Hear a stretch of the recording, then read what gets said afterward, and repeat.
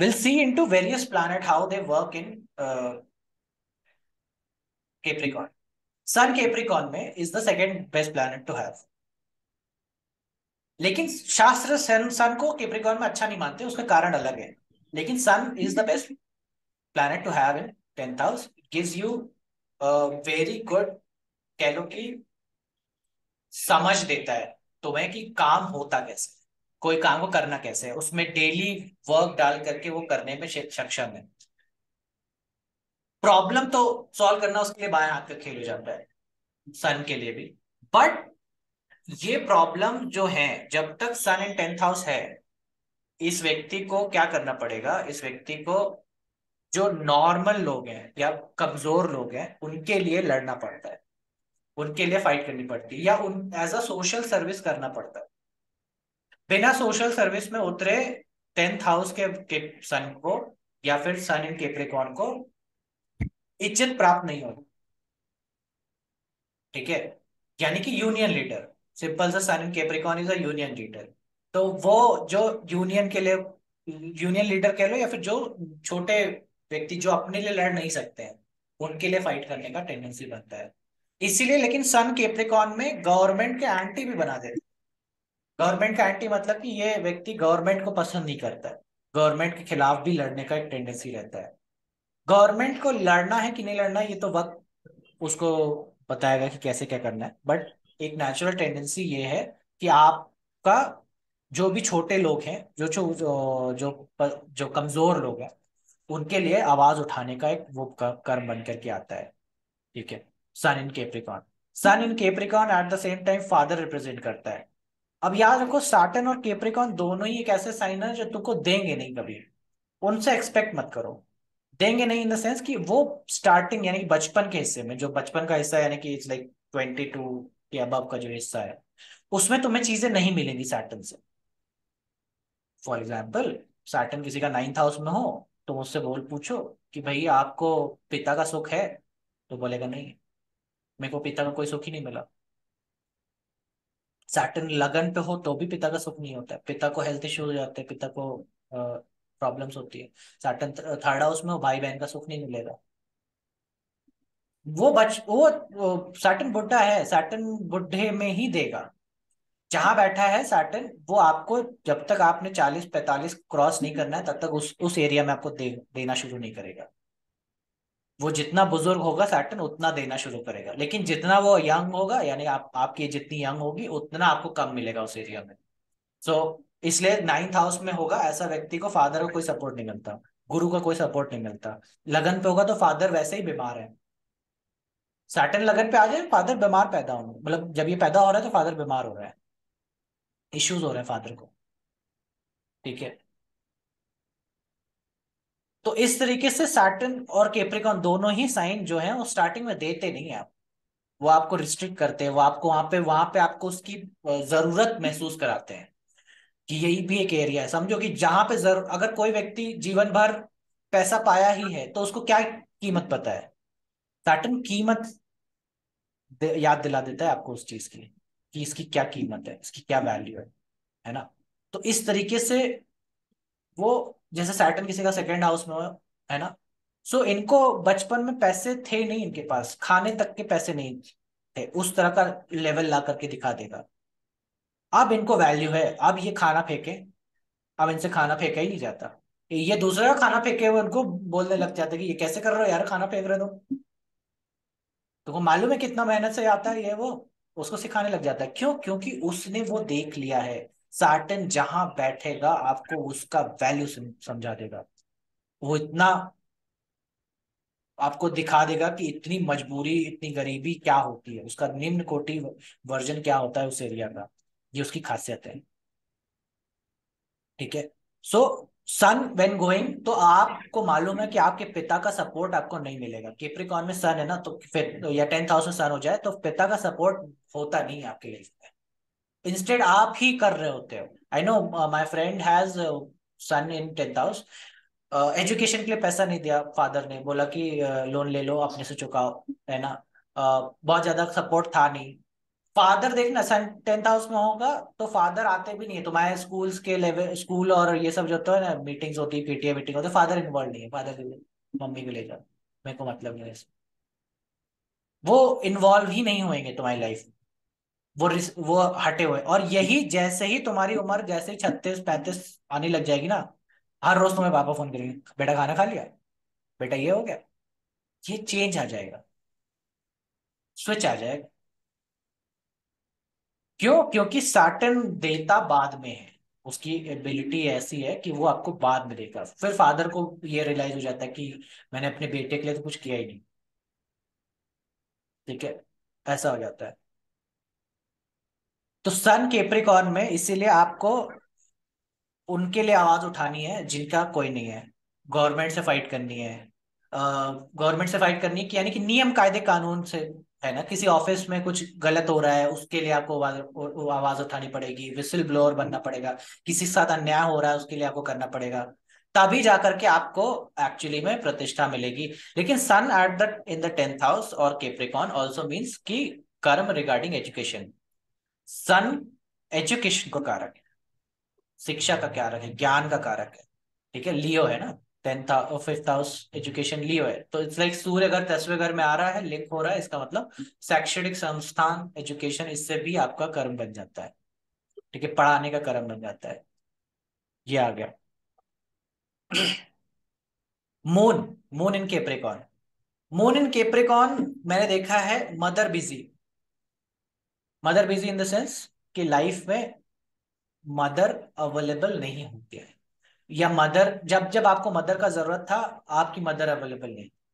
Mother कुछ काम में बिजी होते, कुछ कर रहे थे, कुछ चीजों में इन्वॉल्व थे, इसकी वजह से आप पे ध्यान नहीं दे पाए। लेकिन ये तब होगा जब आपका कैंसर लगन नहीं होना चाहिए। ठीक है, कैप्रिकॉन मून हो लेकिन कैंसर लगन नहीं हो।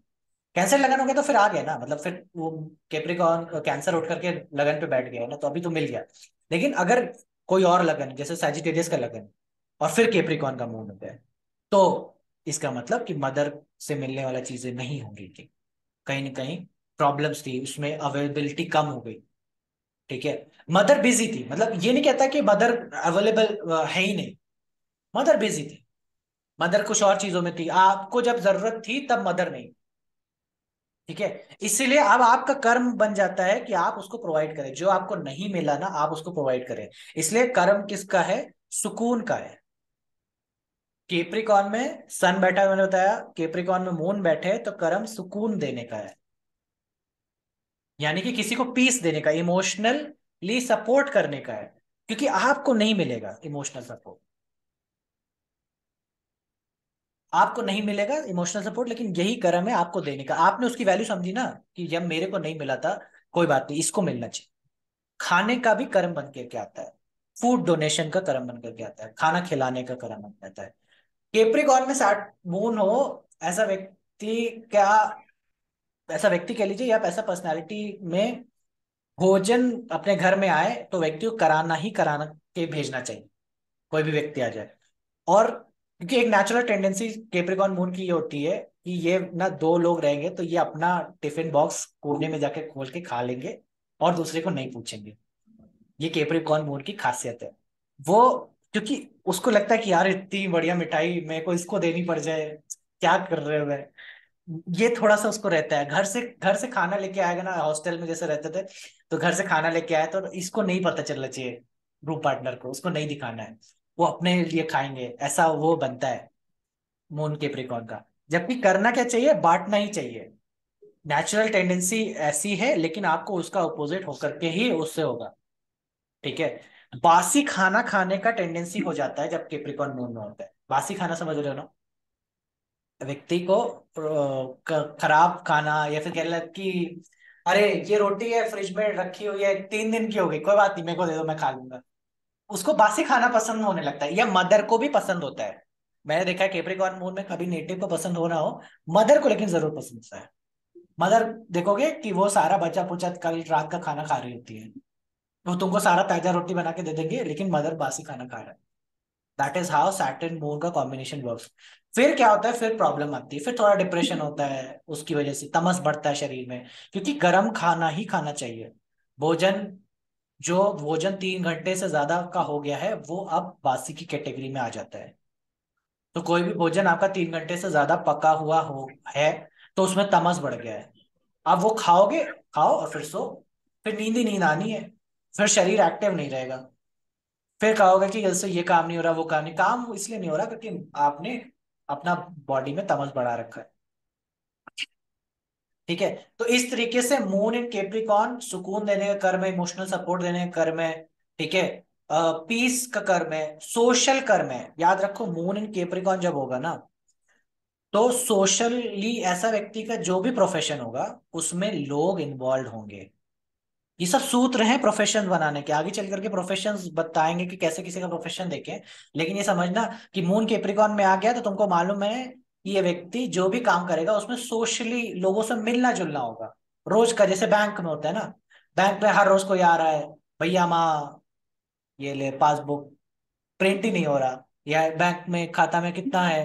डेली कम्युनिटी, डेली कम्युनिकेट करने का वो आ जाता है socially. Moon in Capricorn, moon in 10th house, moon in Capricorn, ऐसा व्यक्ति अपनी पढ़ी हुई एजुकेशन से प्रोफेशन नहीं करेगा। यानी कि जब भी अगर मून 10th हाउस में देख लो तो तुम्हें मालूम है कि अभी इसको पढ़ने लो, जो पढ़ रहा है पढ़ने लो, उससे इसना प्रोफेशन नहीं करना है, ये श्योर हो जाता है।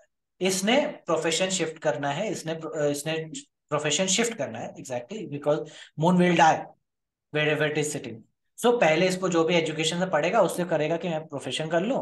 कुछ दिन बाद कहता है कि नहीं, मजा नहीं आ रहा, फिर ऐसे प्रोफेशन में चले जाएगा जहां पे 10 गुना 5 गुना लोगों से मिलना जुलना उसका बढ़ जाएगा। सोशली वो काम करने में उसको मन लगता है। Moon in Capricorn, moon in 10th house. और ये जरूरी नहीं कि 10th हाउस में ही हो, मून अगर केप्रिकॉन में है तो इसका इंक्लिनेशन अब ऐसे कामों में होगा जहां पे लोग इन्वॉल्व। ठीक है। सो ये मून इन केप्रिकॉन का वो है। Moon in Capricorn gives you a lot of like makes you learn a lot of patience। बहुत पेशेंस सिखा देता है मोन इन केप्रिकॉन। तो बचपन से ही ना मोन इन केप्रिकॉन पीपल विल, तुम देखना ये लोग कहीं ना कहीं हॉस्पिटलों की लाइन में, बचपन छोटे बच्चे ही ना जो हॉस्पिटलों की लाइन में लग के इनको आदत हो, मतलब कोई ऐसा इवेंट हो जाएगा लाइफ में कि आपको पेशेंस कैसे रखना है ये सिखाएगा। जैसे मैं बचपन में था तो मेरी दादी मेरे को हॉस्पिटल लेके जाती थी, दवाई उन्हीं की थी, उन्हीं को लेना था तो मेरी दादी लेके जाती थी। अब वो एक रोज सुबह, मतलब रोज नहीं, मतलब हर आए दिन कुछ दिन पे रोज सुबह 10 बजे पहुंच गए और फिर 10 से 1 वहीं है, और कुछ मेरे को काम नहीं।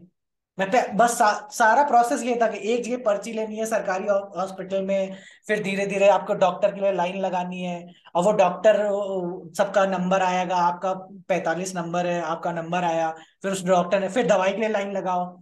ऐसा वो पेशेंस सिखाया ना मेरे को जीवन में। अभी मेरे को कोई जल्दी नहीं है, इतना धैर्य आ गया है। वो मून इन केप्रिकॉन आपके मन को धैर्य दे देता है, और इसीलिए मून इन केप्रिकॉन ऐसा व्यक्ति लंबे समय तक एक विचार पे स्थिर रह सकता है। मून इन केप्रिकॉन, क्योंकि मन अब क्या हुआ है देखो समझो, टॉरस, वर्गो और केप्रिकॉन में टॉरस के बाद मून केप्रिकॉन का सबसे बढ़िया है। क्योंकि समझो कि ये स्थिर ग्राउंड्स हैं, टॉरस स्थिर ग्राउंड है। टॉरस में मून है तो it's very good, I like no doubt very good. But उसके बाद केप्रिकॉन का मून सबसे बढ़िया होता है, उसके बाद वर्गो का आएगा तीसरे नंबर पे। क्योंकि ये स्थिर ग्राउंड है ना, यहाँ पे समतल है, यहाँ पे अग्रेशन नहीं है, यहाँ पे कोई वो नहीं है, यहाँ पे आप स्टेबल, मून स्टेबिलिटी पसंद करता है। केप्रिकॉन में मून की स्टेबिलिटी है लेकिन थोड़ी सी स्केर्सिटी वाली है।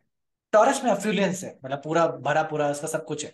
सो नंबर 1 इज टॉरस, लेकिन नंबर 2 पे केप्रिकॉन है। उसको धैर्य सिखाता है, उसको पेशेंस सिखाता है, उसको सिखाता है कि विचलित नहीं होने का, कोई बड़ी सी बड़ी खराब सिचुएशन भी होगा विचलित नहीं होगा मून केप्रिकॉन वाला। उत्कर्ष, तो फिर अगर ये मून इसमें आए लिब्रा में, तो वहां तो सैटर्न एग्जॉल्टेड होता है नहीं, उस। वो साइन एग्जॉल्टेशन वैसा नहीं होता जैसे आप सोच रहे हो। वो अच्छा। लिब्रा में है, वो it's in eri sign.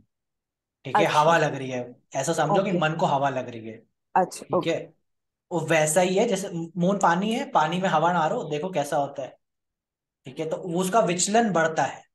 Moon mercury, Gemini, moon Libra, moon Aquarius, तीनों में ही मन विचलितता बढ़ती है। मून एक्वेरियस सबसे बर्बाद है, बर्बाद नहीं कहना चाहिए, मतलब मून एक्वेरियस सबसे ज्यादा नशे में है।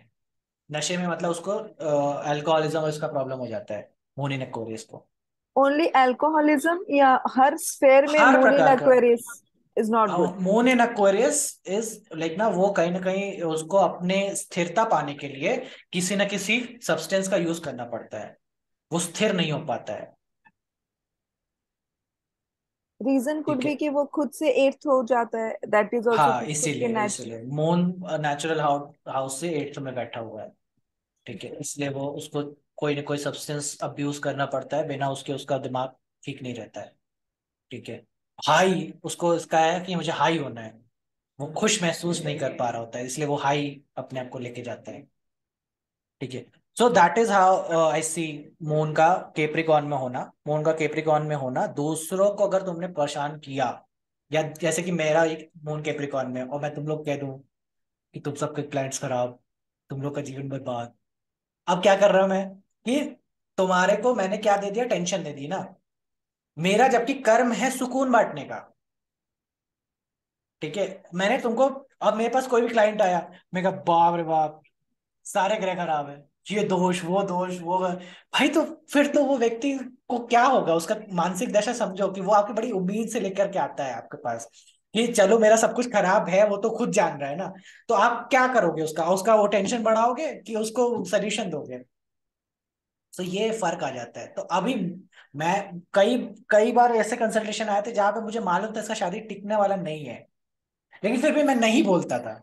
भाई मैं क्यों अपना खराब करूं, मेरे को उसको समय बताएगा, उसको वक्त बताएगा वो चीज लेकर के। ठीक है।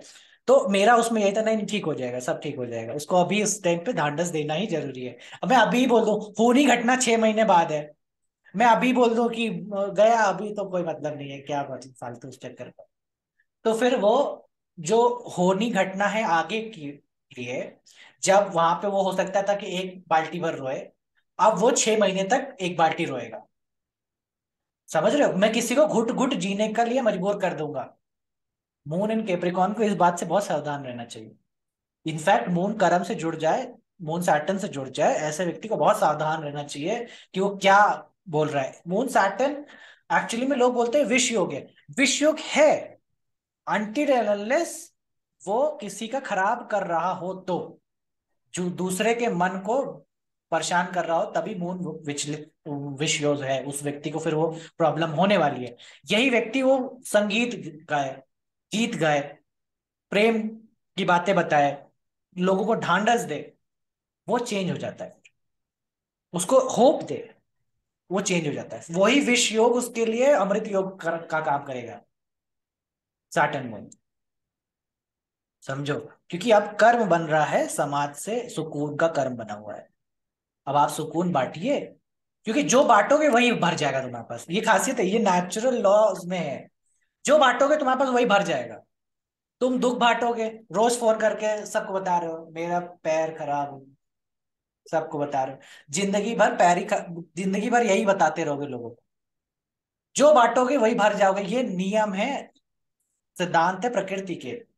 अगर तुमने सुख बांटना शुरू किया तुम सुख से भर जाओगे, तुमने दुख बांटना शुरू किया तुम दुख से भर जाओगे, तुमने गालियां बांटनी करी तुम गालियों से भर जाओगे। जो बांटोगे उसी से भर जाओगे, ये पाइसिस का सिद्धांत है। पाइसिस में पढ़ा था मैं इसको। बट मैं समझाना चाह रहा हूँ कि जो तुम बांटना शुरू करोगे वो उसी से तुम भरने लग जाओ। तुम खाना बांटने वाले बनोगे, तुम खाने से भर जाओगे। तुम प्रेम बांटना शुरू करोगे, प्रेम से भर जाओ। ये बड़ा ही एंटी है, मतलब लोगों को लगता है बांटने से खर्च होगा, लेकिन ये पाइसिन है। पाइसिन के साइन में खत्म ही नहीं हो सकता कोई भी चीज। पाइसिन वो साइन है जो आपको मिला हुआ है। इसीलिए जैसे कि कैंसर लगा उनको जेमिनाई मिला हुआ है। जितना तुम ये जेमिनाई बांटोगे ना, जितना तुम इंफॉर्मेशन बांटोगे, ये ऐसे होता है वो वैसे होता है, उतने ही इंफॉर्मेशन से तुम भर जाओगे। जितना तुम ज्ञान बांटोगे उतने ही ज्ञान से भर जाओगे। कुछ ये लॉज है पाइसेंस के। फिलहाल तो मून का बता रहा था मैं इस प्रकार।